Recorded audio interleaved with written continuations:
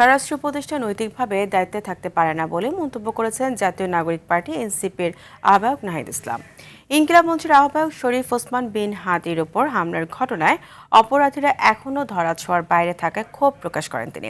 বিকেলে জাতীয় শহীদ মিনারে হাদির হত্যা চেষ্টার প্রতিবাদে সর্বদলীয় প্রতিরোধ সমাবেশে এসব কথা বলেন নাহিদ। আমার দেশ পত্রিকার সম্পাদক মাহমুদুর রহমান বলেন, ভারতের দালালি করে আওয়ামী লীগ টিকতে পারেনি, আগামীতেও কেউ টিকতে পারবে না। 25 ডিসেম্বরের মধ্যে খুনিদের ভারত যদি হস্তান্তর না করে ভারতীয় প্রতিটি প্রতিষ্ঠানের বিরুদ্ধে অবস্থান নেওয়া হবে। জামায়াতের সেক্রেটারি জেনারেল মিয়া গোলাম পরওয়ার বলেন, বাংলাদেশকে যারা ভারতের গোলাম বানাতে চায় তারাই হাদির উপর হামলা করেছে। এ সময় বক্তারা হাদির সুস্থতা কামনা করেন।